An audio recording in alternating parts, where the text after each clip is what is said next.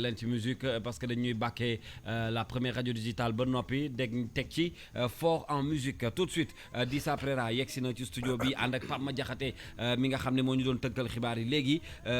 déjà damay nuyu Dissa et puis dafa mel ni ñun dañoo nekkoon ci week-end et pourtant démb rek lañ noppalu de. waaw di la nuyu Kals di nuyu sama xarit sama confrère Pape Madiakhaté Sarr. C'est vrai que démb ñëwuñu waaye dafa mel ni lu yàgg la. gis nga pour man ci long week-end lañ jógee. ça m'a vraiment manqué 9-11 moi aussi hein, il faut dire. dëgg la di nuyu également mbokk auditeurs yi ak mbokk internautes yi. di rafetlu seen ànd ak King FM di fàttali ne que on est là pour eux.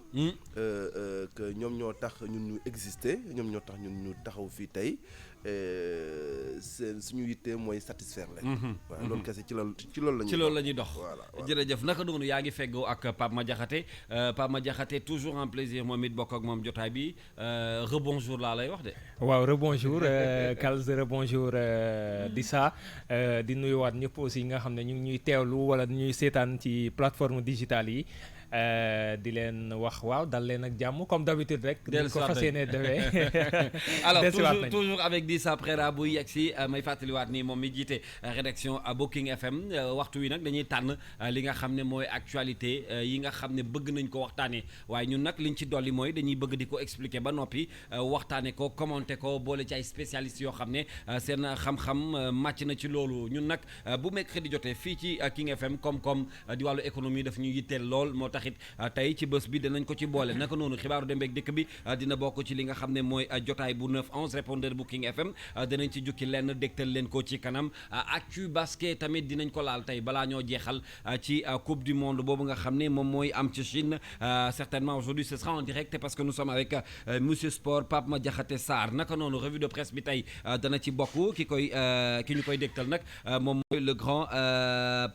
Serigne Saliou Seck balaa ñoo yëkkati jotaay bi trafic info moo koy tëj comme bés bu ne naka noonu nag buñ ci jógee ñun 11h El Hadji Baye Cheikh ñëw gunge leen ba 14h dañuy ñëw nag ci xibaar yi nga xam ne moom la ñu tànn tey ci suba si Dissa dafa mel ni bëri woon na waaye am na yenn yoo xam ne jukki nga ko ci. waaw jërëjëf Kals nga ko xibaar yi bëri na waaye comme ni mu la ko waxee sànq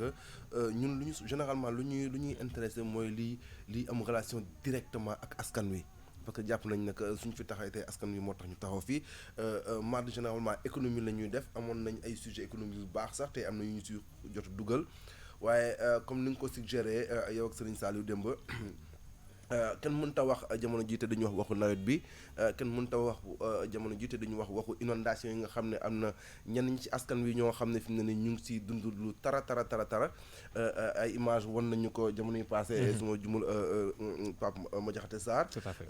ginnaaw loolu également dinañu waxtaane wàllu économie gis nañu ko Sénégal dafay def ay levée de fonds jamono ji ci zone UEMOA bi généralement levée de fonds nag bu ñu ko daan dégg day fekk xëy na nguur gi am xaalis mu soxla am jafe-jafe xaalis bëgg mottali ay mbir xam ñu nag ndax loolu moo tax ñu def levée de fonds boobu am déet boobu léegi nag ñu bëri ci économistes yi ñu ngi wax ay tension de trésorerie au niveau du budget du Sénégal et que l'État a toujours nié cela.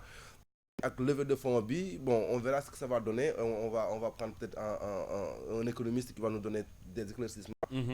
Mais au-delà de ça également tu sais Kals y a les tontines. On a voulu en parler au niveau de la rédaction parce que tontine du lu bees ci réew mi. yàgg na fi dimbali nañ suñu yaay yu bëri ci mbir yu bëri. waaw am demal yóbbu natt bi. am demal yóbbu natt bi. am na voilà maintenant tontine bi tey jël na yeneen tournure am na yeneen tournure am na yu baax vraiment. mais am na yoo xam ne war nañ seetaat ay mbir donc ci yooyu noonu Kals bëgg nañ ci am tey ab taxaw seetlu ànd ci nag ay borom xam-xam comme ni mu la ko waxee on sera peut-être en direct avec Ousseynou Thiam le correspondant de King FM à Rufisque Rufisque c'est stratégique Kals defe naa loolu suñ ko tënkee comme ni ko sëñ Saliou di waxee 9-11 day daal di buur waaw ñu ñaanalante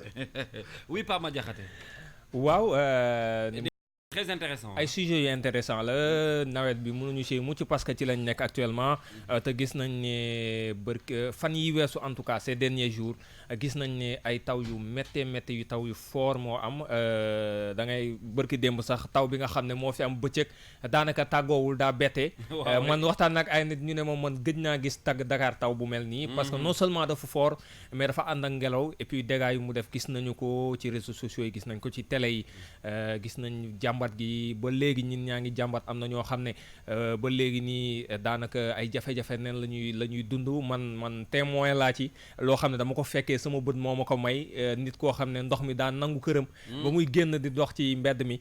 di laaj ndax amul këru luwaas ndax boobu jaaxle na am kuy génn di laaj kër luwaas bàyyi sa kër ndox ça veut dire que jaaxle nga donc problème la boo xam ne lu war a waxtaan lu ñu war a waxtaanee la ngir xool nag wut ci ay saafara ndax yàgg nañ ci wax mais xëy na saafara yi ñu ciy def vraiment doyul il faut le dire li nga xam ne aussi moo jëm ci li nga xam ne moom mooy nawet beek lépp lu ci sàlloo aussi war nañ ci wax wàllum économie également c'est bien d'en parler parce que souvent économie ak wàllu environnement dafa nekk ay parents pauvres nu ma ko mën a waxee peut-être jamono yi xëy na c'est mieux mais environnement économie souvent bu ñu koy wax sénégalais lambda bi lu ci bëri en fait xamu ci trop lu bari daf ciy dégg li mu ciy dégg c'est superficiel souvent benn débat la entre intellectuels un débat de haut niveau waaw débat bi day élevé quoi ñiy toog bu ñu leen invité ci rajo ak télé yi sax bu ñu ciy wax amaana suñu nijaay yi nga xam ne ñoo nekk ci àll beeg ñoom seen bu ñuy wax dañuy mel ne ay chinois lañ leen di làkk waaw donc il faut que ñu ciy waxtaan tout le temps di ci indi spécialiste ñu ciy wax ak quand même langage bu clair boo xam ne ñëpp dinañ mën a comprendre voilà c'est un peu codé quoi donc c'est important ay sujet am solo li ñu njëkk a waxtaanee déjà di ça man li ma la bëgg a njëkk a laaj un simple citoyen sénégalais des fois du comprendre les termes da nga ne levé ci ay fonds yu toll ci 50 milliards on ne comprend pas c'est quoi exactement waaw dañu gis que Sénégal état du Sénégal fan yi depuis dañu lire ci UEMOA titre que fan yi Sénégal dafay def li ñuy wax ay levée du fonds mooy dafay dem ci yenn institutions financières yi pour mobiliser épargne yi nga xam ne ñoom ñoo fa denc seen xaalis généralement nag loolu boo ko gisee mooy nguur gi dafa soxla xaalis donc pour génne xaalis bi bañ a dem genre lepp la bu nga xam ne que day dem ci banque yi ne Kals mii nii ñoom am na fi 10 millions Pape Madiakhaté Sarr mii am na fi 20 millions Saliou Sarr kii am na fi lii dañuy fexe ba nga xam ne que xaalis boobu noonu bu ñu ko boolee bu matee 50 milliards ñu lebal ko nguur gi def ci ay investissement yoo xam ne day génnee ay bénéfices. waaye bor lay doon waaye yéen ñii lebalee xaalis boobee. bu ñu leen di fay dañ leen si tegal ay intérêt mun nañ leen ne par exemple xaalis bi dañ leen fii ak disons 5 ans lañ leen koy commencer fay léegi su ñu lay fay chaque 5 ans bu fekkee da ngaa leble woon par exemple 10 millions ñu war laa fay par exemple 2 millions wala 1 million par an dinañ la fay par exemple benn 1 million 200 par année wala benn 1 million tout dépend de. te nguur moom ku mu leb nga lebal ko. ku mu leb nga lebal ko forcément. waaye du loolu sax mooy problème bi mooy la question que je me suis posée en voyant ça je me suis dit. Un État comme le Sénégal, où on parle d'un budget de 4 000 milliards, on est presque à 4 mois de la fin de l'année. Il n'y a pas longtemps, j'ai entendu le ministre des Finances, ou bien des Finances, dire que le budget du Sénégal est en train de se dérouler, mais correctement, sans aucun problème. Bon, peut-être que je suis un novice, mais à 4 mois de la fin de l'année, que l'État puisse vouloir faire des levées de fonds d'une hauteur, pour moi, 50 milliards, c'est dérisoire pour un État. Donc fan la trouve 50 milliards boobu dugg ba tax état bi tey soxla xaalis bi. te dégguma woon fan yi la passé ñu ne xaalis am na fi. moom laa doon wax ni kees gi am na xaalis kees gi dama jàpp ne bu sa poche yi feesee dal ak xaalis. looy doyee bor. donc maa ngi woon nag borom xam-xam économiste yi ñu leeralal ma. man je ne suis pas un économiste. je suis juste un journaliste. waaye am solo. waaye buy poser ay questions. voilà buy poser ay questions parce que on s'est toujours demandé le budget où il va. L'État nous a toujours dit qu'il n'y a pas de problème, il n'y a aucun problème, les choses marchent correctement. Donc, loolu nag bu xewee ñu ngi xaar ay ñoom Maysa Babok ñoom professeur Gassama ak ñu si des. ñu leeral ki mbir xelu askan wi. parce que tamit ku ci bëgg dugal sa xaalis tamit nga dugal ci ko ci tu es libre. waaye tamit leb boobu ñuy leb. non c'est fait au nom du peuple sénégalais. C'est vrai. Si c'est fait au nom du peuple sénégalais, je pense que le peuple sénégalais a le droit de savoir. Ah oui. De savoir très clairement cet argent qu'on emprunte en son nom, où est-ce que cela va et pourquoi cela se fait. Je pense que c'est ça moi qui m'a interpellé. Bon, maintenant comme je dis, je ne suis pas un économiste, je ne suis pas un expert en finance. Donc les experts en finance, ils sont peut-être là, ils nous entendent. Et qui viennent nous éclairer, qui éclairent un peu la lanterne des Sénégalais. On va essayer de Pape Sarr de les câbler. Donc fondamentalement, c'est ce qui nous a interpellé, Pape Sarr. Effectivement, par rapport à ce que nous c'est des choses souvent yoo xam ne dañ koy dégg levée de fonds prêt ay 50 milliards c'est des sommes souvent yoo xam ne day bari mais en fait la plupart des Sénégalais ne comprennent pas en fait dina am ñu comprendre parce que boo defee benn documentation bu fekkee ne xëy na sam njàng xaw na sori tuuti boo defee documentation di nga ci am information mais tout au plus ñi xam du ñu bari parce que bu ñu waxee rek Sénégal ñi nga xam ne ñoo fi njàng mu sori woowulu bu ñu ko comparé ak ñi nga xam ne jànguñu bariwuñu écart bi dafa ngande donc dinay baax souvent aussi ci yenn turbine yu mel nii ci rajo yi wala ci télé yi wala occasion yu mel nii ñuy expliquer nit ñi loolu exactement lan mooy lan xaalis boobu fan lañ koy jëlee comme ni li di saa doon expliquer léegi fan lañ koy jëlee naka lañ koy jëlee naka lañ koy utiliser ainsi de suite donc loolu yëpp ay affaire la yoo xam ne c'est important ñu ciy dikk parce que dina tax nit ñi comprendre yooyu xeetu mots yooyu xeetu terme yooyu lan lay signifier mais également lépp loo xam ne moo jëm ci biir parce que après tout sénégalais dañoo am droit à l'information ñi leen di jiite lépp lu ñuy def rek moo xam day jëm ci ñoom day dellu ci ñoom moo xam liggéey la xëy na xaalis boobu benn liggéey la boo xam ne état bi daf ko ci bëgg a def mais qu'importe ak lu mu ci mën a doon askan wi war nañu xam loolee mooy lan mais du ay information yoo xam dafa war a ñëw jàll rek ñi nga xam ne ñoom ñoo xaw am njàng tuuti daal di xam lam nu demee après ñu noppi jàll à autre chose comme cela se fait dans plusieurs sujets yoo xam dafa am solo mais souvent difficulté bi mooy duñ ci xam lu bari donc loolu Kals c'est très important nit ñi di ko xam aussi di ko waxtaanee yaakaar naa loolu lu am solo la Kals am na importance bu baax a baax nit ñi di ci waxtaan ngir gën a xam. waaw am na solo trop en attendant ñu jokkoo ak ki nga xam ne mooy Gassama ñi ngi jéem a jokkoo ak moom ci waxtaan wi xam nga nag wàllu économie ñoom dañ ci xarañ lool y a tellement ay économistes yu nekk ci réew mi yoo xam ne bu ñu junjee sujet yu mel nii di ci jokkoo ak ñoom comme ñun niñ koy waxee chaque matin ginnaaw suñu xalaat rek duñu dañ ciy bëgg a boole ay spécialistes yoo xam ne ñoom it danañ ñu mën a gën a gindi ni ko di saa waxee sànq droit la ci bépp citoyen bu état du Sénégal di lepp wala muy dugg ci ay mbir ñun tamit ñu mën ci am lu leer parce que loolu yaakaar naa ni mooy li nga xam ne moo war a dox ci diggante nguur ak askanam de temps en temps parce que bor yi ngeen di wax même bu fi Macky Sall jógee daf fi des waaw même bu fi jógee da si des bu ay gàllankoor di am tamit suñu kaw lay dal mais généralement dama daan dégg également que yenn économistes yi duñu xamal ne que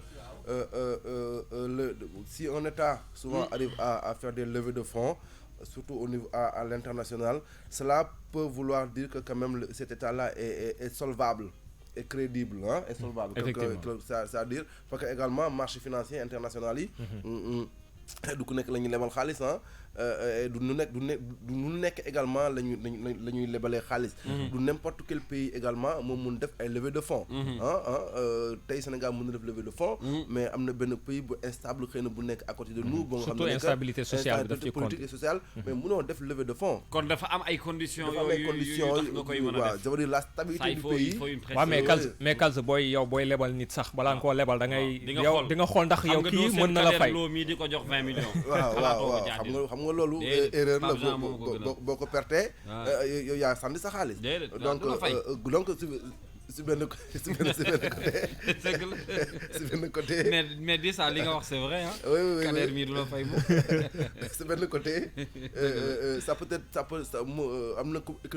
économiste yi nga xam ne mën nañ ko lire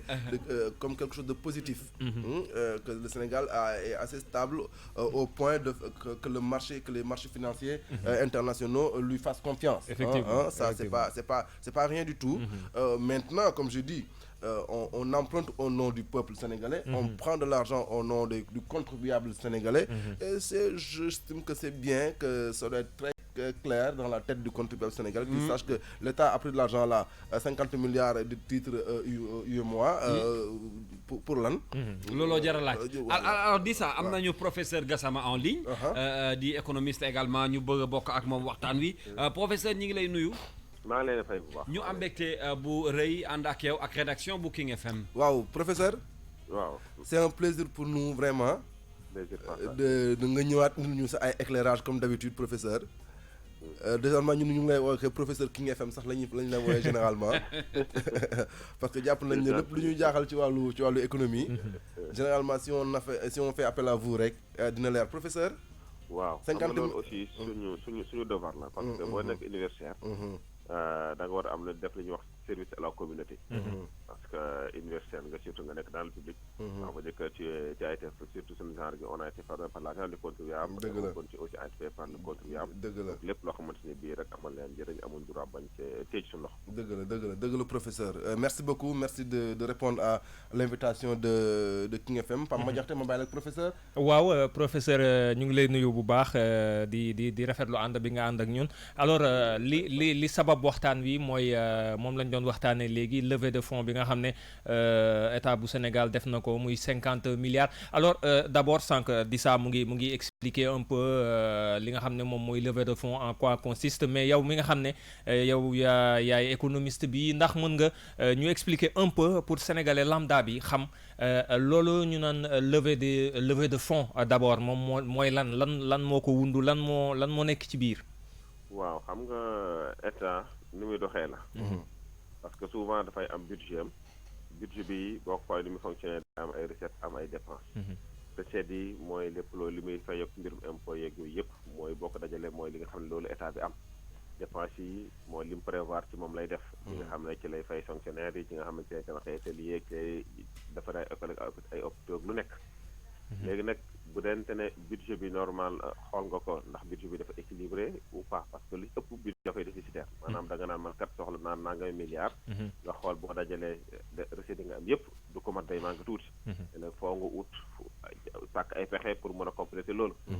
waaw ci yenn pexe nag bokk na ci li ñuy wax souvent di lépp waaw lever ay fonds ci marché bi en même temps état même bu dente ne sax la muy xaar yëpp mat na nga xam ne lu raar la même bu dee sax loolu am na ni mu xaalis bi duggee ba tey dafay yéex. ndax nekkul loo xam ne nga am naa 3000 milliards wala 7000 milliards wala 4000 milliards automatiquement loolu dafay action non. ça arrive à compte-gouttes alors que yow dépenses yi du xaar. donc du coup moo tax l'État li ñuy wax dafa am décalage entre même ses recettes et ses dépenses. ndax dépenses yi moom da nga exécuter alors que recette day arrive à compte-gouttes mooy li la impôt di indil li la douane di indil li la keneen ak keneen di indil ngay dajal. weer bu dee nga jot dara. waaw léegi nag pour nga mën a fonctionner foo nga ut sàkk ay pexe bokk na ci yooyu nag nga ut ak xaalis ci marché bi. waaw bokk na ci nga ut xaalis ci marché bi. professeur. waaw léegi dama doon wax sànq naan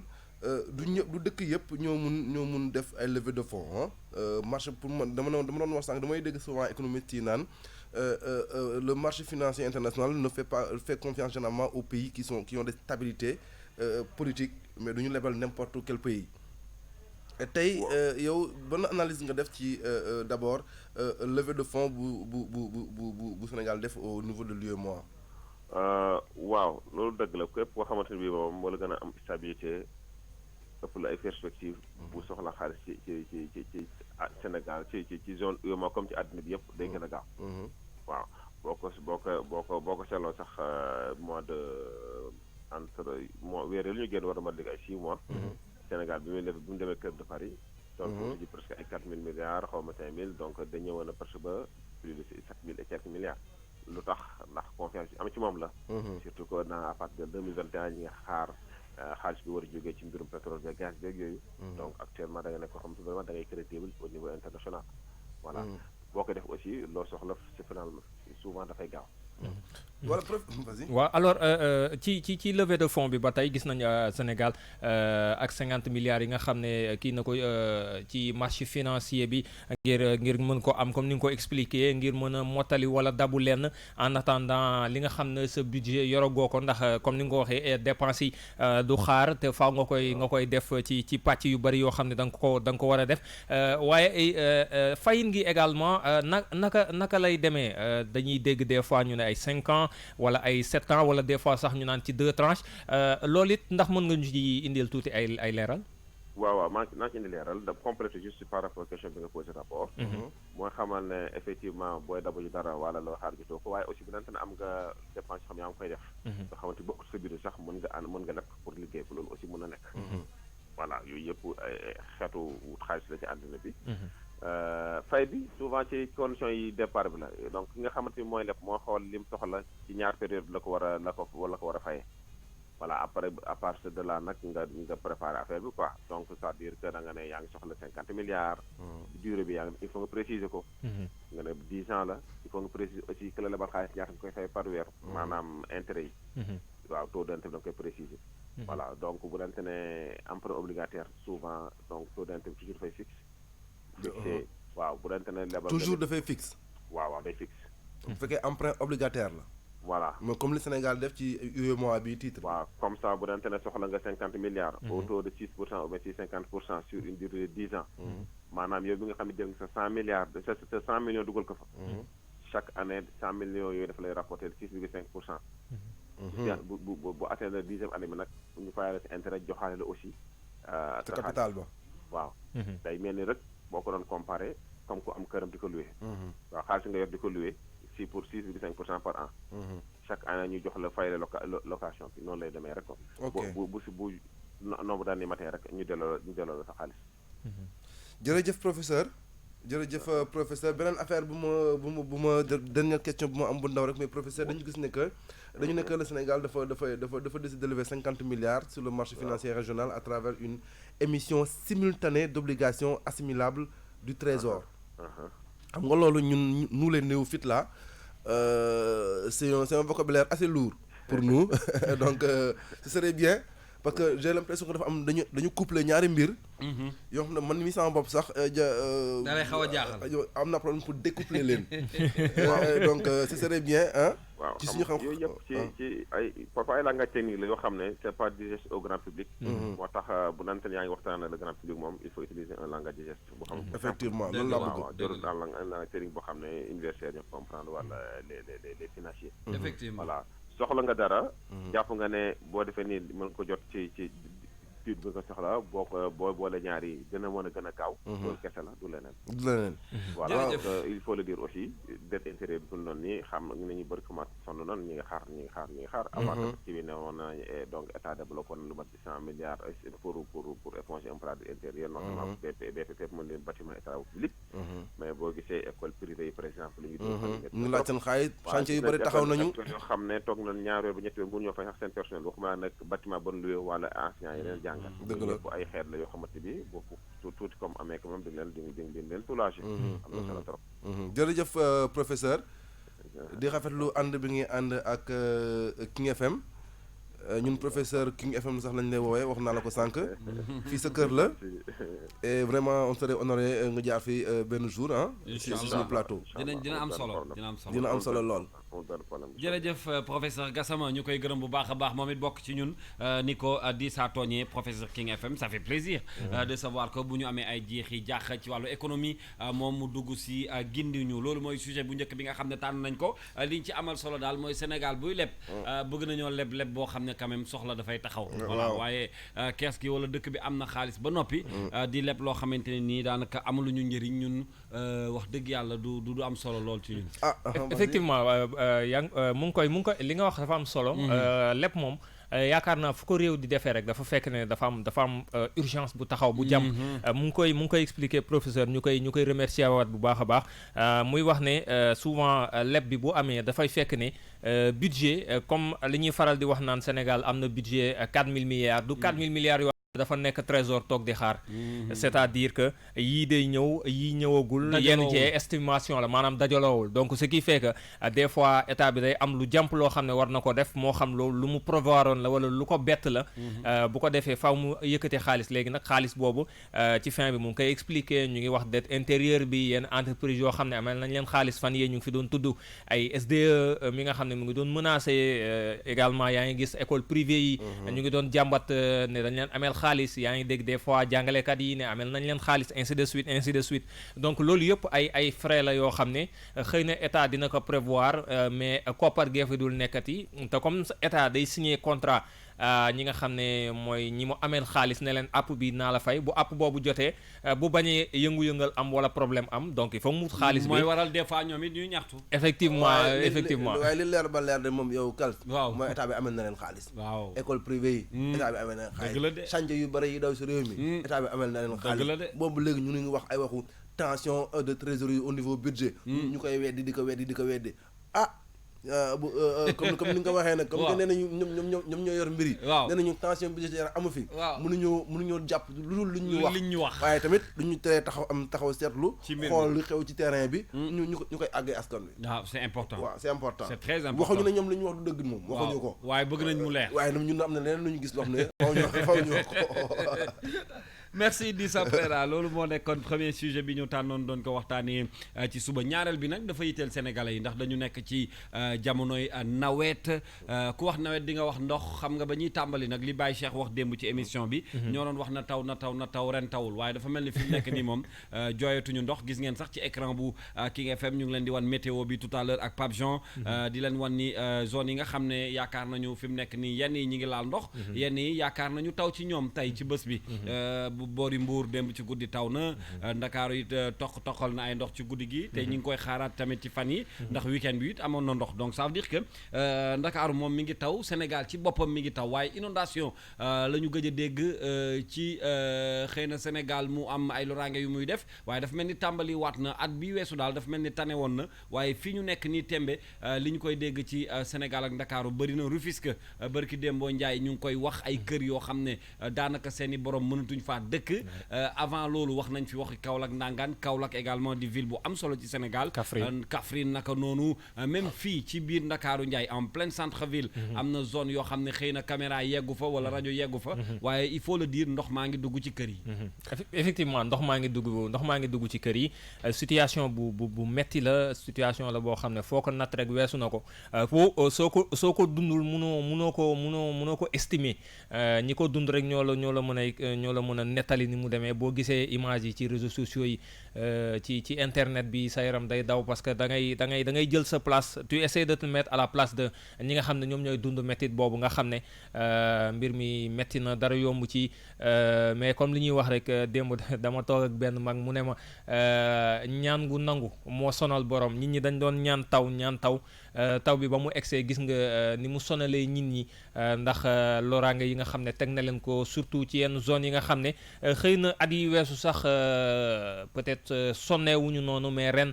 taw bi gis nañ ko bi mu dikkee dafa ànd ak doole enchaîné wu en plus yenn zone yi nga xam ne daanaka ay place ndox lañu yoo xam ne yàgg nañ fa dégg lu ñuy mel ay Kaffrine boo ko déggee ce n'est pas la première fois ñuy dégg ay jafe-jafe ci wàllum mbënd ci jamonoy nawet Tëngéej xëy na ren ñu bëri ñu dëkkee ci côté yooyu ñu ngi pointe du doigt liggéey yi nga xam ne ñu ngi koy def ci train express régional bi dëgg la wala du dëgg forcément y a une part forcément y a une part ci li nga xam ne moom mooy liggéey yi nga xam ne ñu ngi koy def mais aussi am na yenn zone yoo xam ne même avant terre bi di dikk sax yàgg na am ndox xëy na liggéey daf ko gën a exacerbé donc situation la boo xam ne dafa metti et puis aussi yenn liggéey yi aussi c'est man du may comprendre des fois yenn travaux yi nga xam dañ koy def ci période nawet wala juste à l'approche de l'hivernage am na yenn travaux yoo xam ne yow xam nga ne nawet ak yenn liggéey yi mënta ànd mais souvent nit ñi ci occasion yooyu la ñuy profité pour lancer ay liggéey yoo xam ne yow leer na la bu ko fi ndox mi fekkee waxuma la ñi dëkkee ci pegg ga mais yow mi koy liggéey sax yéen ñi koy liggéey sax da ngeen am problème pour eggali ko donc man mënuma comprendre des fois ñuy lancer des travaux ci période nawet parce que nawet moom ku fa tàmbali liggéey yow xam nga ne di nga teg sa bopp coono di nga teg bopp ñi nga xam ne ñoo dëkkee ci pegg ga coono donc c'est des fois c'est incompréhensible quoi. ouais Tëngéej loolu moo leen sonal. seen càmm mu ngi fa am wala ñëwagul. Ousseynou Thiam amaguñu Ousseynou Thiam amaguñu waaw def naa dinañ ko am mais équipe Pape Sarr lu mu wax dëgg la Kals man boo xoolee am na benn image bu daw yaram buy wane benn fas buy noyé wu. ci Rufisque mu ngi daw ci réseaux sociaux yi fan yii suma juumul ci biir ndox bi loolu rek dafa doy waar. c'est illustratif de la situation. oui mais là aussi pour balaa ngaa continuer aussi mooy bu fekkee ne c'est l'image avec le charretier quand même il fait pas preuve de responsabilité quoi. Je suis quand même foofu aussi vraiment voilà pour bañ ci taxaw rek juste une virgule quoi. Je suis totalement d'accord. C'est de l'irresponsabilité. C'est de l'irresponsabilité, je suis totalement d'accord. Un cheval qui se noie dans les eaux comme ça parce que bon le charretier a voulu le faire passer. Oui mais man lu ma bëgg expliquer foofu mooy dégg naa bu ma xëyee tey suba ñu naan woy canaux d'évacuation du xam nga buy jógee fan dem fan. dafa am benn partie bu nga xam ne dafa pété. ba ñu naan ñu sax am na benn gaz bu tudd SHS buy émané ci canaux d'évacuation boobu noonu. buy traversé jógee HLM xam nga dem ba fan. ça c'est un problème donc loolu daf ñuy ça nous ramène un peu. Kals Dakar a un problème mais sérieux d'assainissement. C'est-à-dire que c'est ça on en parle depuis hein. Non c'est-à-dire que pour man sax gis nga ONAS bii nii attanul loolu pour man warul nekk je veux dire gis naa directeur bi benn ñaar rek moo taxaw ci télévision ak rajo yi wax benn ñaar rek moo taxaw ci télévision ak rajo yi wax affaire bi du loolu pour affaire bi am na il a un chargé de communication que ce gars là ay faire son travail lui qu'il nous dise boobu ba léegi nan lañ ci def non c'est clair hein c'est-à-dire que et puis sénégalais il faut leur tenir un langage de vérité fii ñu ngi ma naan sax xawma partie odontologie bu fac de médecine dañu tabax ci kaw canaux d'évacuation boobu bi nga xam ne mooy jëlee ndox mi Yaraax jaaree ko HLM xawma Fass ba dem ba war ko yóbbu ci corniche bi comment les gens peuvent regarder ça se faire c'est du laxisme c'est à la base ñoom ñoo ko seetaan ba mu toll fii ba pare mu indil ñu ay problème on a regardé faire parce que j'indexe tous les gouvernements qui sont passés par là je dis pas que c'est ku ci ne am nga ci wàll am nga ci wàll waxuma ne que ñii xëy na fii la ñu fekk problème bi mais c'est le rôle on les a pas élus pour voilà pour dire que woy fii la ñu ko fekk kenn faru leen pour loolu dañ leen fal pour li ñu fi fekk te baaxul ñu defar ko mais 7 ans nag gars yi 7 ans c'est pas 7 jours du ñetti fan en 7 ans war nga fi mu liggéey ci wàllu assainissement loo xam ne dafa war a leer mais nga indi ay programme wéy 25 000 francs par famille fële ñetti dërëm par famille fële ay plan yooyu yëpp baax na plan jaxaay yooyu yëpp baax na mais Kals Dakar est une bombe écologique te war nañ ci taxaw dëkk bu nga xam ne ça fait 3 millions d'habitants mu am ay canalisation yu daté de années 50 ça c'est un problème. Ouais, c'est un problème. Il faut régler depuis. C'est devenu un danger. On a vu des mosquées qu'on a construit sur ces taxes-là. Ce n'est pas normal. Il faut ñuy waxante dëgg. C'est-à-dire que négligence des fois dañ koy sentir ci mbir yi. non laxisme wala xëy na di xeeb dara. parce que man noonu laa koy jàppee. da ngay gis mbir moo xam ne wax dëgg yàlla. état du Sénégal wala sax ñeneen ca gox ba waroon nañ ko mën a lijjanti bu yàgg. man question bi ma am mooy lii. waaw on construit une mosquée ou bien une faculté. xanaa bu ñu koy construire amuñu autorisation de construire. baa ñu def autorisation de construire xanaa amul ay études. yu leen wax fii wala leen fi tabax. non c'est que xam nga coow li lan la. c'est que dans les ci différentes parties administration yi. y a des gens qui ne font pas leur travail. loolu mooy wax ji c'est-à-dire dafa am ñoo xam ne defuñ seen liggéey. parce que boo seetee gis nga dëkk boo koy sanc mais dafa am loo xam ne moom mooy base bi. mooy defar ay je veux dire ay canalisation ay yoon xàll ay espace daan na fii lii moo fi nekk fii lii moo fi nekk fii kër du fi nekk parce que lii ak lii la léegi nag après y a des gens yoo xam ne ñoom dañ leen faa teg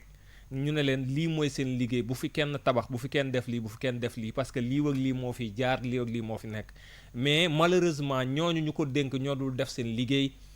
je suis désolé de le dire mais seen bureau yi la ñuy toog clim yi di leen ëpp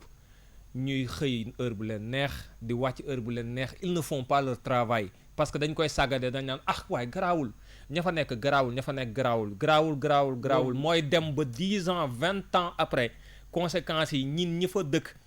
installé wu fa mu conséquences yi di dal ci seen kaw parce que tey bëri na ay kër yoo xam ne am na fu ñu ko tabax kër waru foon nekk bëri na tey jii nii fu tali waru foon jaar bëri na tey jii nii foo xam ne tabax nañ fa mosquée tabax nañ fa jàkk tabax nañ fa tel ou tel loolu waru foon nekk parce que place su ndox la mais problème bi mooy nit ñi dañuy bayal dañuy bàyyi dañ naan garaawul dañuy bàyyi ba musiba am ñuy doog a réagir alors que xëy na il y a 10 ans ou 20 ans derrière le problème boobu posé woon mais parce que y a des gens qui ne font pas leur travail d'accord ci affaire ndox moomu ñuy wax rédaction bu King FM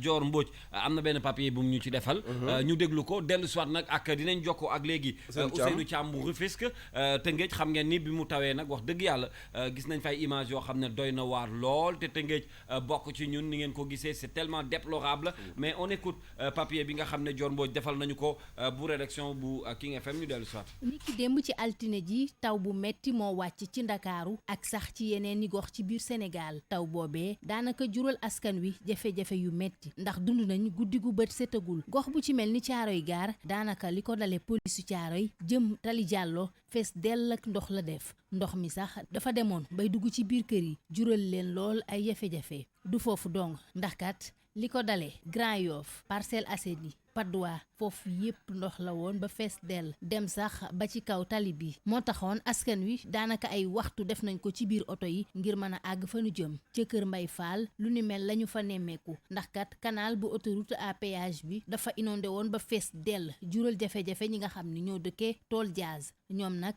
mer ba futt lool la ñu defoon moo waraloon sax ñu wàcc ci kaw tali bi daal di bloqué fi nga xam ni moo di autoroute à péage bi ndax jàpp nañ ni lu jin njaaga rek mooy njaag moo leen jural jafe-jafe yi ni jànkoonteel waaye seen manifester boobee nag daanaka jotul yàgg ndax ñi nga xam ni ñoo di gendarmerie ñoom ñoo leen dispersé loolee sax la ñu dund ca fa nga xam ni moo di Tëngéej ndax kat lu ci bari ci dëkkub Maam Kumba Lamb boobee dafa inondé ñoom nag ñu jàpp ni travaux yu train express régional moom moo leen jural lu ni mel ndax tunnel bi dafa mujjoon fees dell akum ndox am sax benn fas bu mujjee lapp ci ndox mu ni mel xale yi mujjee ko transformé ak géej di feey ñoom tamit mer ba futt daal di wàcc ci mbedd mi di taal ay pneu ngir rek sàkku ñu daal di leen di dimbali waaye nag bu ñu sukkandikoo ci directeur général bu APIX moom weddina tuuma yooyee ndax jàpp na ni liggéeyub train express régional indiwul benn yoon li nga xam ni moom moo di inondation yi Mountaga Sy xamle yooyu les kàddu ci suñu naataango yu RFM inondation yi mën nañ ñi du Dakar rek ndax lu ni mel sax la ñu dund ci Kaffrine daanaka gox yu bari ci diwaan boobule dafa inondé woon ñu bari ci askan wi foofee ca Kaffrine daanaka dañoo fanaanee xool bët ba asamaan set wala sax ñu dem ci seeni kër yi dëkkandoo ngir man faa seelu dégâts yu bari sax la daal di causé foofee nga xam ni moom moo di Kaffrine ndaxte kat bu ñu sukkandikoo sax ci ab xibaar ñi ngi xamal ni daanaka ak yëngu dafa daloon ci benn case boo xam ne as soxna su màgget moom bu mayul woon sax ñàkk bakkanam juróom-benn nit ñoo ci mujjee am ay gaañu-gaañu yu woyof waaye nag xamle nañ ni sax foofee ca Kaffrine daanaka jur yu bari ñàkk nañ seen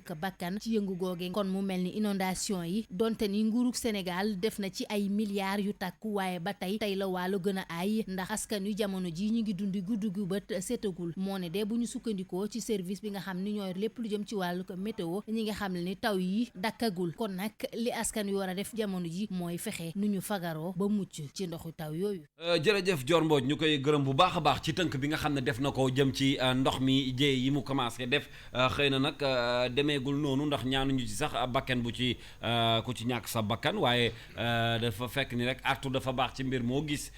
bu ñu gisee lu mel ni dafay xaw a doy waar Tëngéej dañ leen di mastaw bu baax mais li ñuy wax ci Tëngéej ci mbirum ndox mi nga xam ne sonal na leen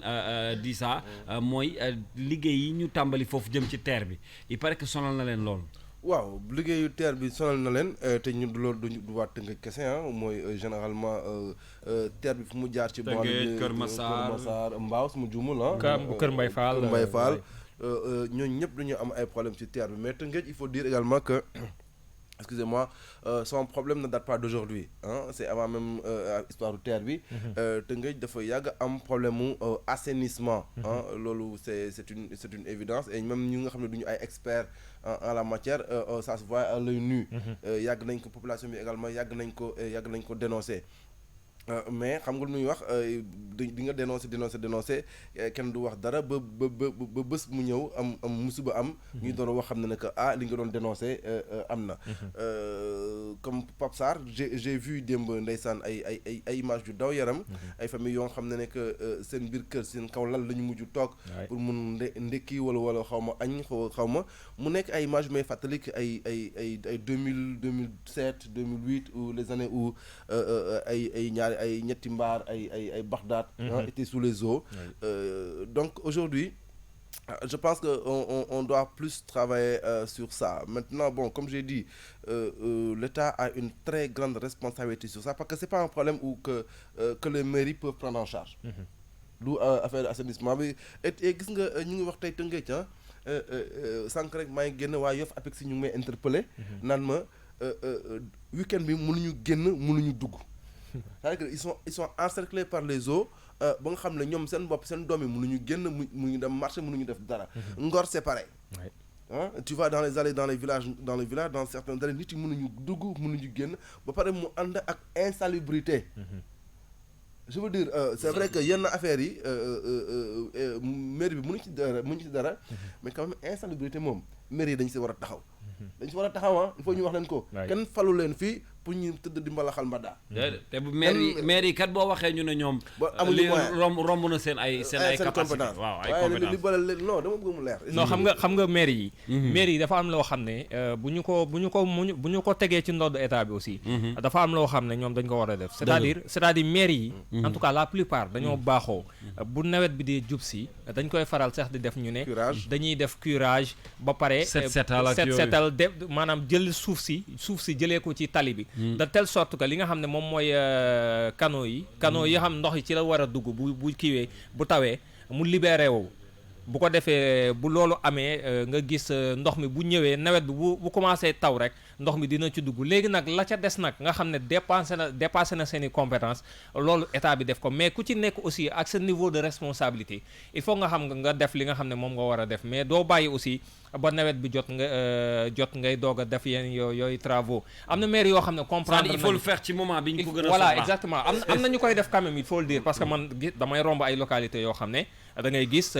même bu dul nawet bi dañuy jël ay nit de temps en temps une fois ou 2 fois par semaine ñuy déblayer di bale tali yi di nettoyer di xàll dindi suuf si jëlee ko ci tali bi bu ko defee taw bi bu ñëwee xëy na dina régler problème bu bari te ndox moom dafa bëri doole te day jël yoonam mais du ñëpp koy def aussi dëgg la c'est vrai alors ci waxtaan woowulee dañ ciy jokkoo maa ngi leen koy wax booboog léegi bi ñu tàmbalee Ousseynou Thiam pourquoi parce que Ousseynou moo ñu teewal Rufisque bu groupe Futurs Médias mais également xam bu baax li nga xam ne mooy dëkk boobu di Tëngéej ñu nemmeeku ci taw yi ñu weesu jafe-jafe ak ni ko askan wi ñaawloo ni ndox mi def foofu cause bi nag wax nañ ko liggéey ya fa ne ak wàllum assainissement bi nga xam ne booboog léegi ñu ngi koy wax ca Tëngéej Ousseynou ñu ngi lay nuyu ci la première radio digitale bu Sénégal King FM. waaw ñu ngi leen di fay bu baax a baax. ayca ñu am mbégte ànd ak yow ci li ñuy waxtaane tey di inondation bi nga xam ne commencé nañ ko nemmeeku ci Ndakaaru ak li ko wër rawatina ci région yi mais ñu remarqué ci Tëngéej bu baax. waaw dëgg la inondation yi nag depuis nawet bi sampoo ba léegi rek dafa jéggi dayoo certes nag daan inondation fii ci biir diwaanu Tëngéej parce que Tëngéej aussi boo ko xoolee dafa doon dëkk boo xam ne bii dafa yëg am problème. waaw mais malgré aussi problème boobu mu amul aussi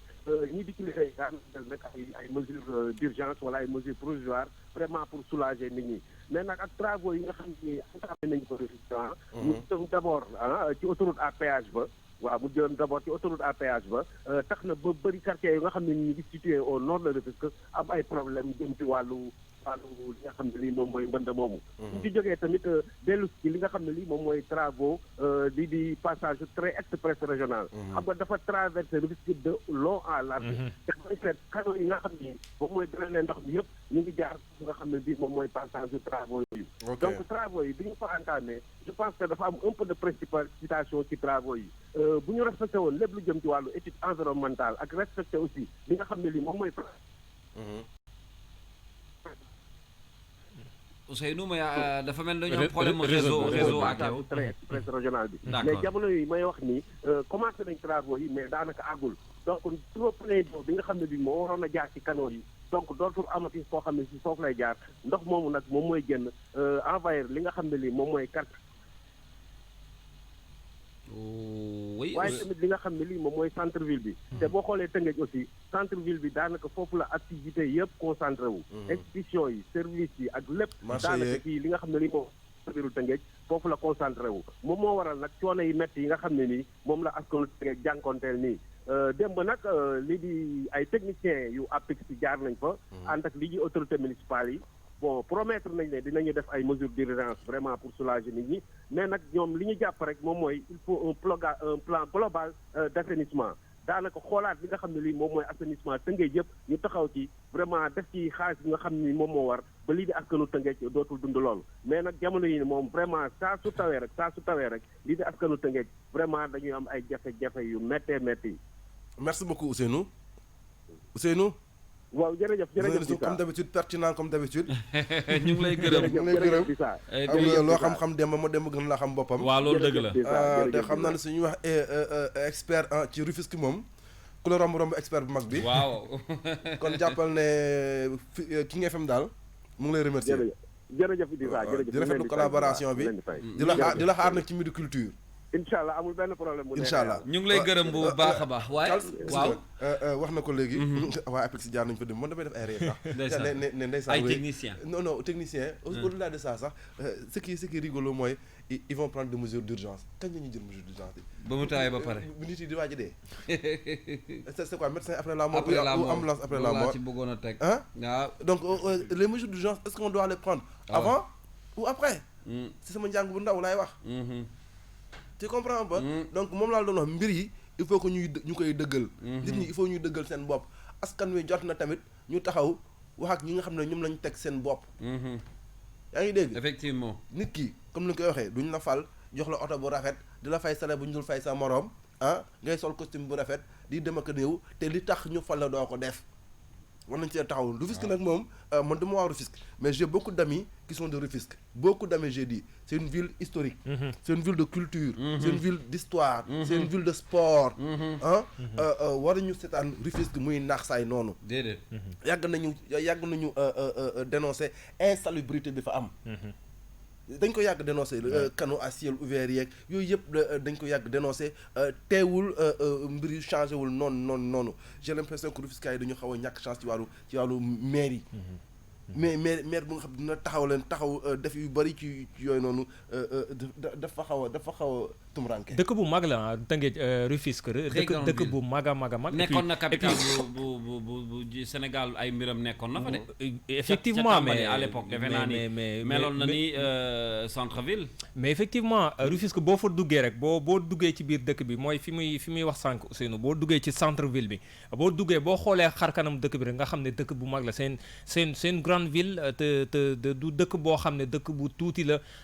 ci histoire ci pàcc boo jël rek daf ci am mais problème bi mu am dafay yàgg te dafay répété réglé wuñu ko à chaque fois dañuy gis mooy mais le problème moom la di saa wax problème bi mooy ñun ñi nga xam ne ñoom ñoo ñu jiitee en fait sur tous les plans je veux dire moo xam yu étatique yi la ba ci collectivité territoriales yi du ñuy souvent li leen di manquer mooy du ñuy agir en amont mais toujours en aval c'est-à-dire du ñuy anticiper dañuy bàyyi ba coow li jóg wala ba jaan ji rob ñu topp ci watit gi di daw te loolu souvent boo koy def sax ci ngay gën a génne sax xaalis pour man prévention ci sama gis-gis sama xalaat bu gàtt prévention xëy na moo gën a sax moyen li ngay def sa xaalis parce que tey jii nii boo bàyyee ba inondation am la nga cay def sa xaalis déjà pour jëlee fa ndox ma doo ko defar alors que yow boo defaroon avant ndox mi ni ñëw kon loolu yëpp du la ci fekk tu fais moins de dépenses pour régler une situation boo xam ne posé wuñu ci yow ba pare xëy na après double dépense ngay def donc il faut que également suñu gouvernants yi ñi nga xam ne ñoo ñu jiite ñu dénk leen ay ndombal tànk aussi ñuy agir avant situation yu mel nii di am parce que c'est important mais boo bàyyee ba situation bi posé wu doo ci mën lu mais double frais ngay def d'accord de toute façon dégg na am naa sama benn xarit tey suba bu moo nekk ñu ngi waaj a def évaluation acte 3 de la décentralisation je pense que c'est intéressant ñu am Omar Gueye xaw ma ndax mu ñuy dégg ou pas c'est le ministre des collectivités locales ce serait bien su mënoon ñëw fii sax waaw defoon na tournée mu ngi doon def tournée ñu ngi koy xaar mu wax ñu waaw parce que benn ñaar boo waxee mairie yi dañu naan amuñu moyens yi waaw mais waaye nag moyen da nga koy wuti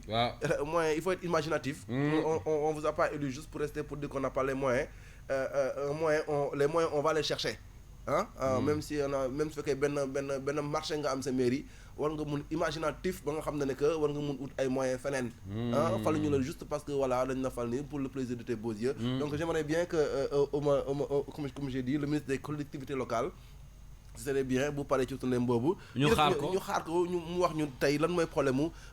mairie yi parce que vraiment ñoom tamit surtout am nañ ci wàll te calce local yaa ngi ñëw ce serait bien ku nekk ñoo taxaw fii wax ñu lan nga defal sa askan waaw balaa ñu cee yegg alors sujet bu intéressant la woon xam naa ne mënuñu ko jeexal ci suba si parce que ay inondation moom ak wàllum ndox ci Sénégal xam naa balaa nawet bee jeex dinañ ci am yeneen jotaay di ñaan rek liñ ci jot a gisagum muy am foofu ndox mi dañ koo soxla comme niñ koy waxee booboog léegi soxla nañ ko ndax baykat yi seen bopp surtout baykat yi am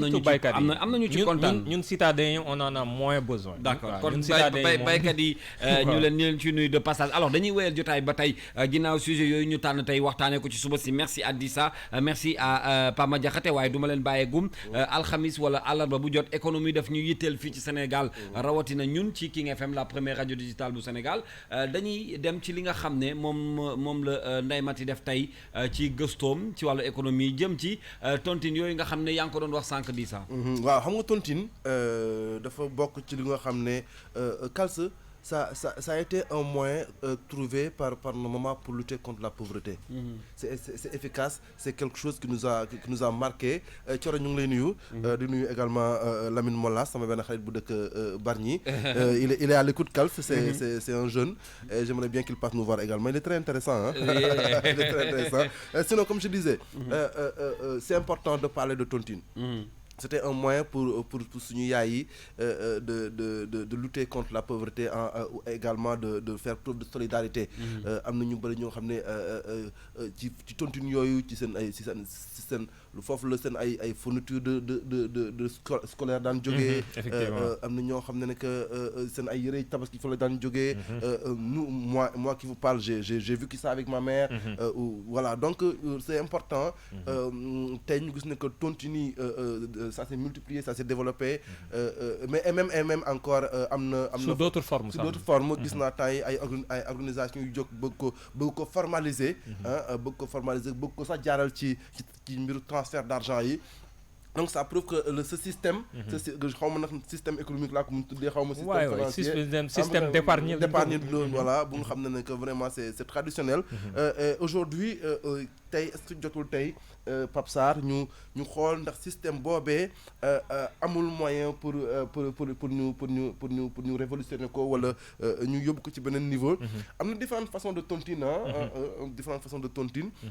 mais moi j'ai dit on en a parlé à la rédaction j'ai dit à Ndeye Mati ce serait bien qu'on aille voir d'abord de façon générale les avantages et les inconvénients am na ay inconvénients am na ñoo xam ne ñu bëri également am nañ ci ay mauvais souvenirs yoo xam ne que tax di tax ñu ragal mais fondamentalement le but à la base Pape Sarr c'était une solidarité effectivement une solidarité la mais aussi une façon nga épargner xaalis nga denc ko parce que bu ñu dee def tontine ñu ne chaque mois temps ngay joxe chaque mois temps ngay joxe bu ñu demee ba 3 mois wala ba 6 mois ñu dajale xaalis bi daal di jox ko kenn c'est aussi une façon pour moom permettre ko bu jotee ci koppar bi ci ni muy toll noonu en même moment mu mën ci régler ay problème yu bëree bëri wax nga ko mën na ci régler ay problème mu dépense mën na ci régler ay problème mu yoo xam ne da koy am mën nga ci faj également yenn soxla yi jigéen ñi aussi des fois nga gis koo xam ne dañ laal teggil ma parce que dama am xew ainsi de suite donc yooyu bëri na ay problème yoo xam ne ko noonu régler wala sax teggil ma parce que dama bëgg a financer dara wala dama bëgg a lancer benn njaay wala ainsi de suite donc baax na parce que li tax mu baax mooy ci benn côté mooy ki nga xam ne mënta denc xaalis mënta dencal boo moom xaalis parce que tant am na ñoo xam ne tant que xaalis mu ngi seen loxo dañ koy jaay c'est-à-dire mënuñu denc xaalis mënuñu tiim xaalis nii te duñu ko dépenser donc ñoom loolu c'est une façon pour eux ñu dencal leen seen xaalis ba xëy na bu ñu amee benn événement wala bu ñu amee benn soxla boo xam ne vraiment jàmp na ci période bi ñu ne nañ ma teggil bu ko defee bu ñu la teggilee nga mën a régler problème yooyu yëpp et puis day faj ay soxla yu bari maintenant également système la boo xam ne tamit coow ñàkku ca comme toujours loo xam ne xaalis ma nga ca rek moom coow mënu caa ñàkk des fois ñuy tudd ci ay problème mu arnaque des fois nga gis mu tasaare ay diggante mu yàq mbokk ak leneen xamante ak ñoom it seen donc tontine bëri na njëriñ bu baax a baax ndaxte en tout cas bëri na ñoo xam ne ñu ngi ciy gis seen bopp mais aussi bëri na coow loo xam ne mu ngi ci mais souvent nag li ciy nekk mooy xëy na manque d'organisation mais aussi des fois ci nit mooy mel ak jikkoom jikko moom ci loo ko yóbbu rek surtout jikko boo xam ne baaxul ci foo ko dugal rek da ngay gis day indi ay jafe-jafe surtout ci loo xam ne ci jigéen ñi lañ ko gën a xamee muy wàllum tontine léegi góor ñi sax dañuy tontine da ngay gis ay góor yi natt di def ay groupement di tontine di natt ba ay par weer donc loolu yëpp lu baax la lu am solo la mais lu baax la tey jii nii en tout cas ñu jigéen ñu bëri moom moo leen gënal jël seen xaalis di ko denc banque wala di ko wala ñoom it waaw ñoom bëgg nañoo dajale bëgg nañoo denc alors jotoon nañ ci def benn reportage mais malheureusement élément bi noppiwul xam naa dinañ ci ñëwaat ci beneen jotaay ou sax peut-être ci édition yi nga xam ne mooy ñëw ci King FM ci Midi Culture ak ya ca des donc certainement nañu retrouver également rédaction bi ñu ñëw waaye sujet bu ñu intéressé la woon tey ndax wàllu économie la ñuy wax te dajale moom dafa baax ci lu ne c'est de l'économie solidaire sax loolu économie solidaire la day baax et puis boo seetloo Kals état du Sénégal teg na benn ministère bu tudd ministère des xawma lan et des économies solidaires économie solidaire c'est pas fortuit dafa ko nii rek parce que ñu bëri ñu ngi xool gis naa ne Zahra Iyane Thiam suma juumul moom moo ko yor économie solidaire concept lu bu nga xam ne tey ci àdduna bi dafay dox pour la bonne et simple raison que dañu xam ne dañu jàpp ne que institution financières yi traditionnelles yi du ñu lebal ñi nga xam ne amuñu garantie wala amuñu yenn moyens yi et xam nañ ne que développement communauté yi mënul jaaree foofee développement communauté yi mënut a jaar fudul ci nga xam ne ci jigéen ñi nga xam ne elle a un petit commerce ci le petit apprenti tailleur qui veut acheter une machine pour commencer à faire son business le petit cordonnier qui veut faire un petit atelier foofu le développement pays di jàlle donc l'économie solidaire est devenue un enjeu mondial et capital surtout pour nos pays africains je vais donner un exemple l'Allemagne est le pays le plus industrialisé en Europe l'un des pays les plus développés en Europe mais par quoi et par qui? Par les PME et les PMI. fu ñu jaar. Par les petites et moyennes entreprises. C'est pas les grosses entreprises, c'est pas les Mercedes ou les Audi ou yooyu ñoom ñoo développé Allemagne du loolu c'est ay entreprises yu ndaw famille et ce sont des entreprises familiales de petites entreprises que l'État allemand a soutenu et a suivi pendant des années qui ont fait aujourd'hui la notoriété économique ou bien voilà je sais pas la notoriété en tout cas économique de l'Allemagne donc c'est pas pour rien que tey dëkk yi mel ni Sénégal di teg ay ministère des PME et de l'économie solidaire parce que xam nañ ne tey ça c'est une suite logique de lu mu doon wax sànq ay tontine ay natt fii ay parce que généralement ñi si da nga daan gis ku ñu daan nattal 500 000 nga pare ubbi si benn commerce. Effectivement ñu nattal que 500 000 pare mu ubbi si beneen affaire. C'est ce qu'on appelle de l'économie solidaire. Ça va au-delà de ça au-delà des tontines mais gis naa léegi sax ñuy waxu tontine. Donc ça veut dire que l'idée maintenant c'est d'aller vers nouvelle technologie. Vers une nouvelle technologie pour pour moderniser l'affaire. De façon loolu yëpp daal nañ ci ñëwaat yeneen jotaayu xibaar ak ay spécialistes j'aimerais bien comme Zahra Iyane Thiam moom tamit ñëw fii. wax ñu boobu ba léegi ci département boobu. et puis jigéen ñi parce que jigéen ñi ñoom war nañu mën a wax ci yooyu. xam nga ñun góor ñi moom. tontine même bu dee dañ ciy dugg. ñun yàgguñu ci ñoom. dëgg la ñu jàll ci leneen li ñu dese ci waxtu wi bareetul il est 10h passé de 43 minutes à peu près quelques minutes ngir ñu yëkkati jotaay bi transition bi ñuy def nag c'est automatique dañuy jàll léegi nag ci wàllu actualité basket ñoo leen ko tàmmal ci suba si dañuy ñëw ci coupe du monde bi nga xam ne mooy bu Chine ba man damaa jàppoon ni sax jeex na ndax ba Sénégal toogee franchement laa ci gëj a xam lu bëri man ak yeneen i Sénégalais nag yoo xam ne ñun dañ ci nekkoon noonu rek waaye bi Sénégal dajalee ay defetam dajale lépp li mu am ci ay defet ñibbisi ñun dañoo foogoon ni fa la coupe du monde ñun nag tàmm nañ loolu ci ay compétition buñ ci duggee bu ñu toogee rek ñu jàpp ni jeex na alors fu compétition bi toll waaw compétition bi instant bi ñu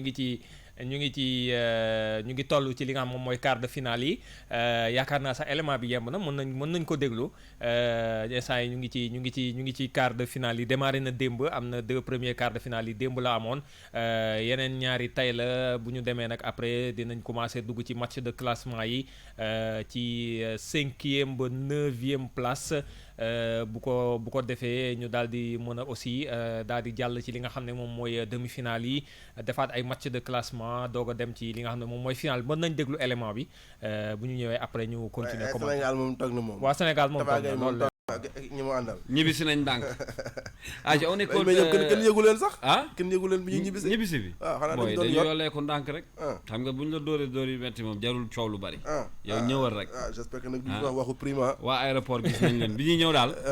waa aéroport yi doon génnee seen bagage gis nañ leen daal waxu prime daal booy waaw buñ ko fi dégg jarul fe am na Abdou Mbow nee na waxu prime amatul en tout cas daal loolu la fi wax keroog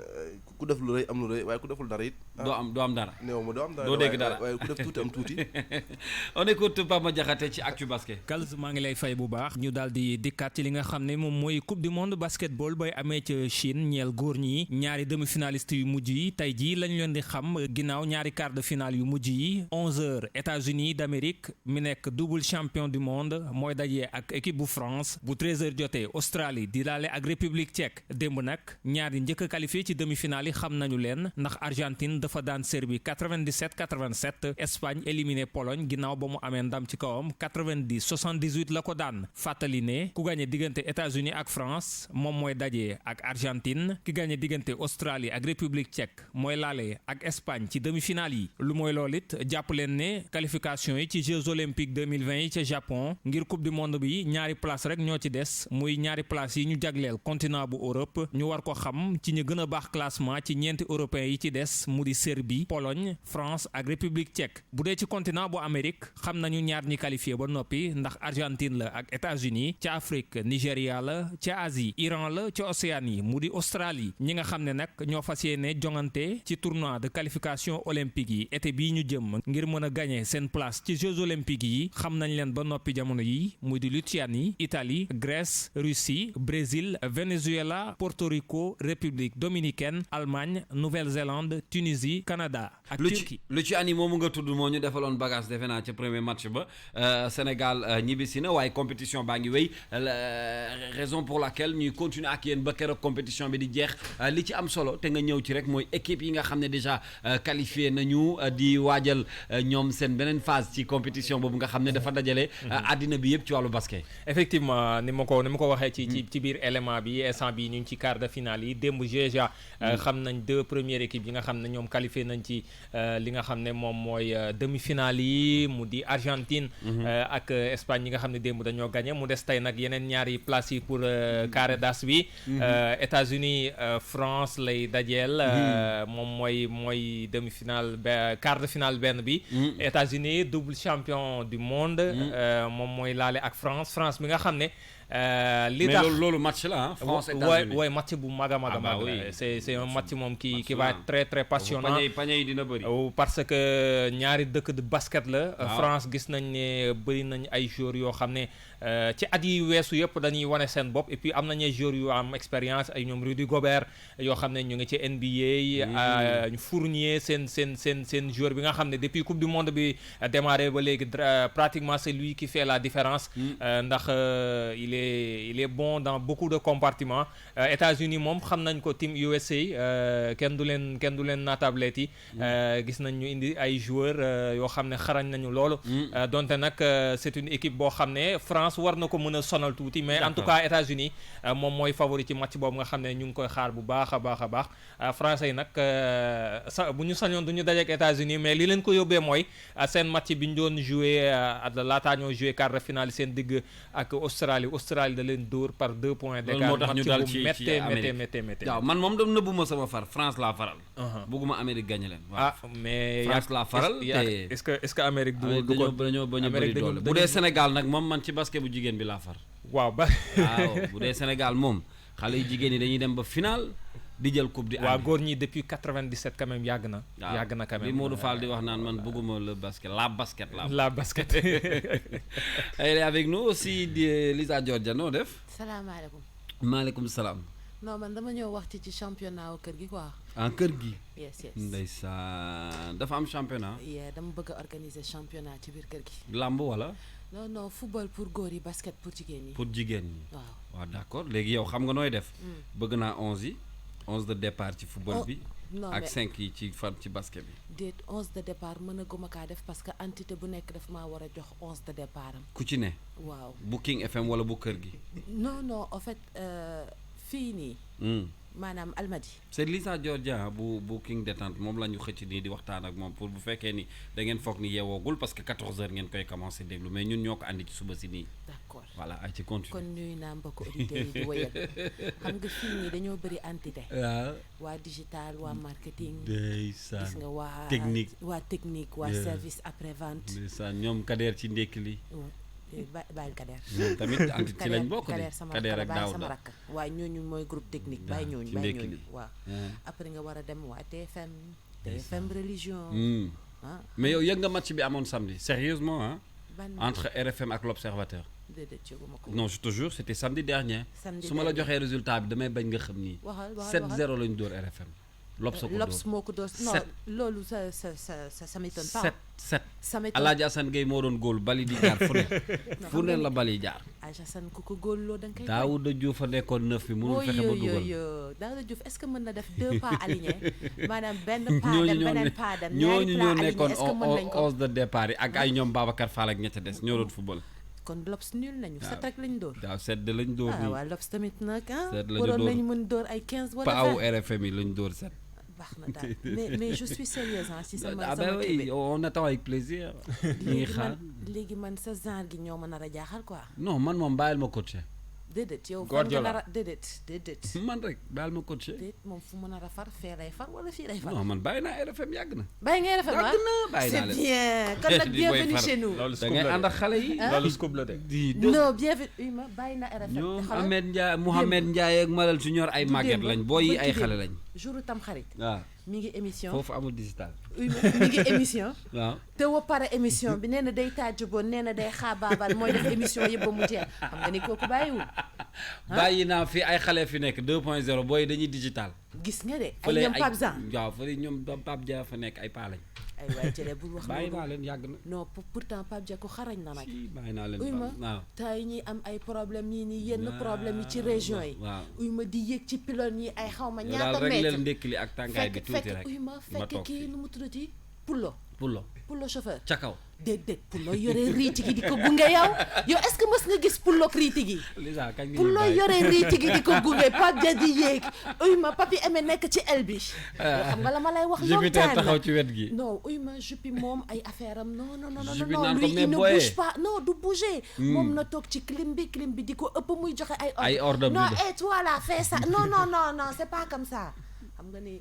tay Serif technicien la woon tamit voilà. Serif Diop. mën a habillé. billahi waxal kuy def émission na la abiyel ma ba maa ngi leen di bàyyi. mais merci lekk naa beaucoup seen 10 minutes. non neex na parce que ñun xam nga ñi ngi ñëw ci kanam King Détente tey. ah équipe bi yëpp rédaction bi. King Détente waaw mooy dañ ñu war a jox 15 minutes ñu waxaat ci sport bi. ay ca yeneen bañ ñu ngi ñëw bu soobee may naa leen 1 heure.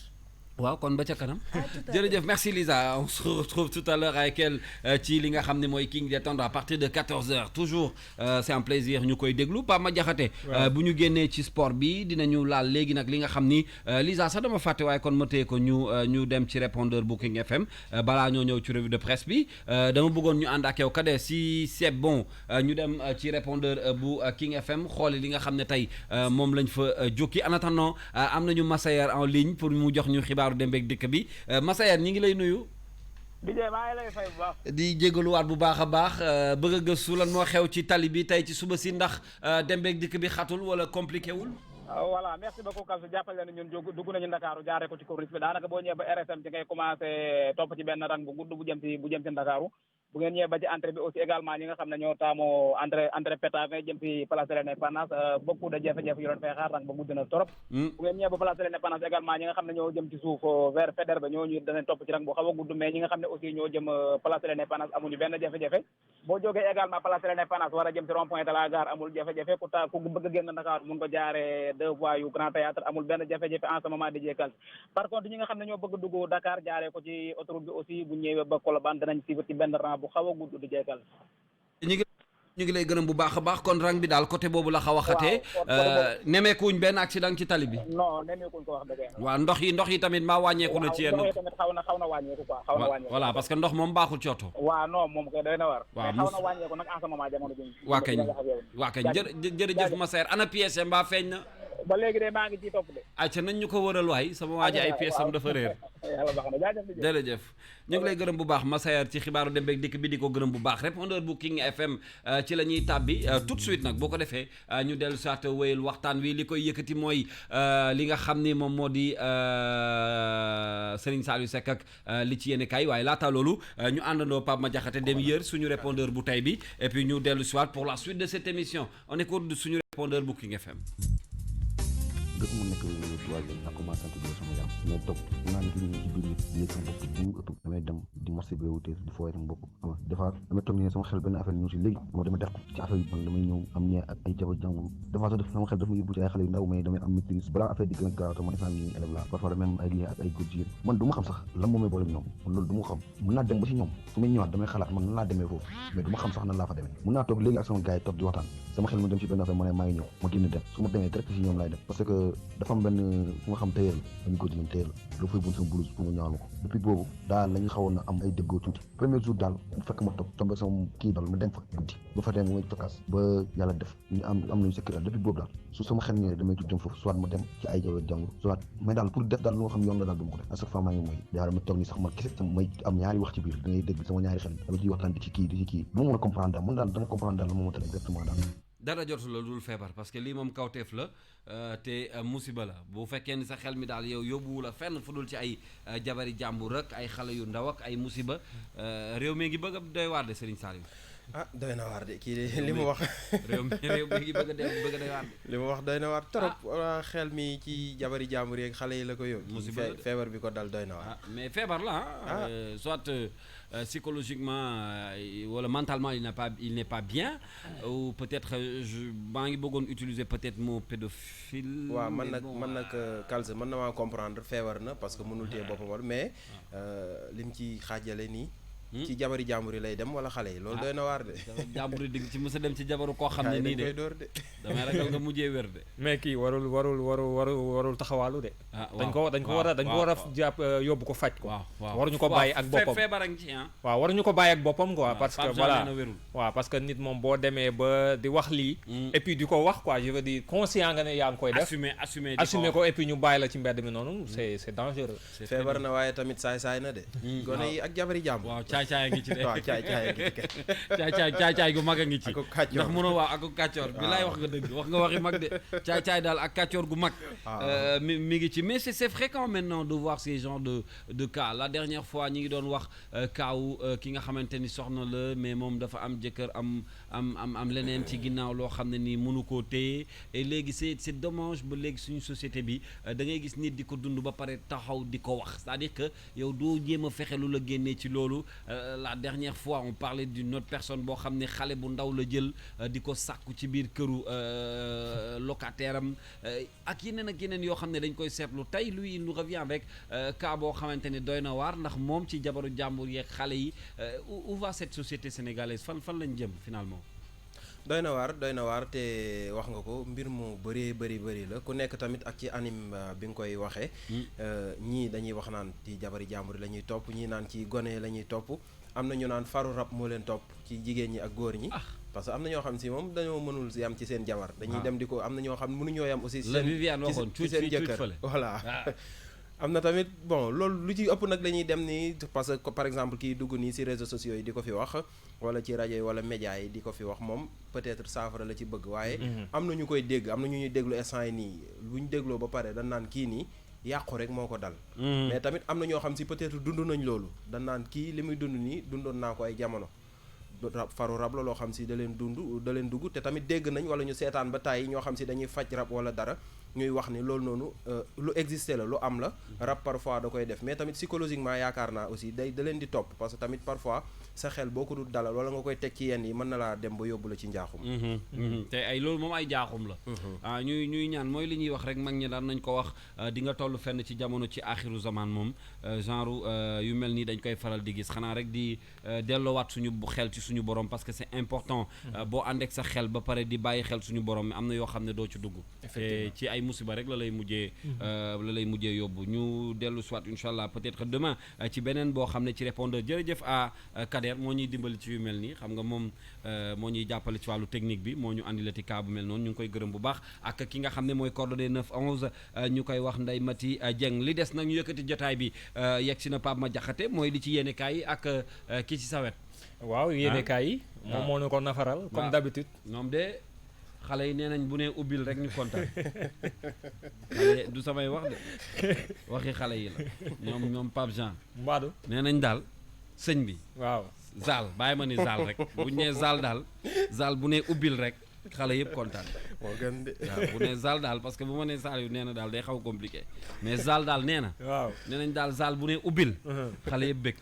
kon ñu yor li ci yenn kaay yi te dellu soit et puis juste après ñu ñëw yëkkati jotaay bi liberté daal ndekete mooy moom sa bopp te mën sa bopp ndax nag boo mënul sa bopp di nga dox ba dajee ku man boppam di wër ku moom boppam te mënul boppam ngir mu manale ko boppam te képp ku la manale dina la man lee daanaka yéen kaay yu nu xëyandool ñoom ñëpp xëy di nu xamal ni la xew ca institution Sainte Jeanne d'Arc bu Ndakaaru soreewul ak mbir mu ni mel ubbil l'Observateur journal Futur Média bi ne Serigne Babacar Sy Mansour di xalif général des Tidianes wàll si na ci coow lu ni mel di xamle ni lenn rek mooy nekk saafara si moo di tëj ràpp daara ji Vox Populi ne kilifa gu tedd ga ca Tiwaawoon kay li muy bañ moo di nekk magum xamoon naa ko ba tax mu doon magum waxoon naa ko Serigne Mbaye Sy Mansour ne liy raam nag ci ñag bi la jëm te it bés bu fa amee kër fa lay dëkk Les Échos ne mer ba futtu kay la Serigne Babacar Sy Mansour def ci terek muuraay ganuy amal ca Institut Sainte Jeanne d'Arc bu Ndakaaru ba tax muy soññi nguur gi ñu saafara lu ni mel ci lu amul benn xel ñaar kilifa gi ba tey ci biir yéenekaay bi jàpp ni tëj ràpp école ba rek moo di saafara bi gën ci Sud Quotidien xalifa bi gën faa tarali waxam dem ba naan waa Institut Sainte Jeanne d'Arc boobee di terey muuraay foo leen fekk seeni croix moo ngi ni fàng ci seeni dënn te nag dañoo war a dal bala ñuy yeeli nelaw ci askan wi ministre conseiller Moustapha Diakhaté ne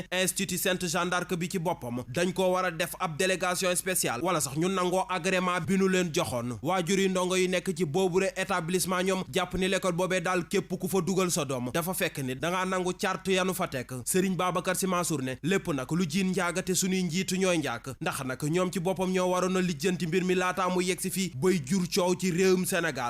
Sénégal taw bi fi ñu bëri doon sàkku ba ci doon defi ñaan dafa mel ni jamono ji doyal nan ci ubbil la tribune journalu des médias bi ne ndoxum taw mi ni sotti ci diwaanu Ndakaaru tàbbal na ci guuta banlieue bu Ndakaaru rawatina ca Mbaaw Tëngéej ci Kër Masaar ba ci Kër Mbay Fall ndax nag foofu seetlu gi moo di lanu fa gis na la ko yàlla nëbb la fa taw ba def doy na waar Sénélec ba fa nekk inondé na gendarmerie ba waxi nopp armée li coow leen ya nekk ca goxub Maam Kumba Lamb ba di Tëngéej moom it fees na dell journal bi yokku ci ne ca Mbaaw moom boo moytuwul amati fa kayitu juddu dina jafe ndax nag mairie ba ci boppam moo inondé askan wa yeewoo ca Colobane ak Guy Murid ne ñoom daal liggéeyub TER bi di train express régional moo leen tàbbal ci guuta gi nu nekke ndax nag ndox mu wàcce ci kaw asamaan si rigolitaire yi wëlbati ko dugal ko mu wal bay rogalaan ci seeni biiri kër Le Quotidien bu weesoo mbënd mett taw yi dënn yu fort te am doole la àndaloon journal bi yokku ci ne am na sax dënn gu wàcce ca Tiwaawoon Pël ba ñaari doomu aadama ñàkk fa seen bakkan l'observateur ne ca Kayaar itam dënnu wàcc na fa ba tëxloo fa ak waxambaane Dakar Times ne li ko ëlëm daal moo di ana juróom-ñaari téeméeri milliards yu nguur gi waxoon dugal na ko ci mbënd mi l'observateur ne lu ci man de am daal askan wi moom sonn nan ba àgg ci lool Vox Populi ne ñu bëri ci askan weet ñanu joxoñ baaraamu tuuma moo di liggéeyub TER di train express régional bi ñu bëri jàpp ni moo leen tàbbal ci guuta ki nekk ci guuta jamono ji kay moo di journaliste bii di Adama Gaye ubbi Les Échos yéenekaay bi ne li njiit yi di sàkku jamono ji ci journaliste bi le di Adama Gaye moo di mu sukk jéggalu leen fekk booba waa Amnesty International ne ñoom li leen metti moo di nanu salfaañee àq ak yelleefu Adama Gaye Pape Malick Sy mooy porte-parole tarixa Tijaaniya ci biir Le Quotidien yéenekaay la nekk di artu journal bi ne ki yore kàddu ko Tijaan yi nee na réewum Sénégal nanu waajal ndax nag mbir mu doy waar te yéeme moo ngi leen di yootu jërëjëf ñu ngi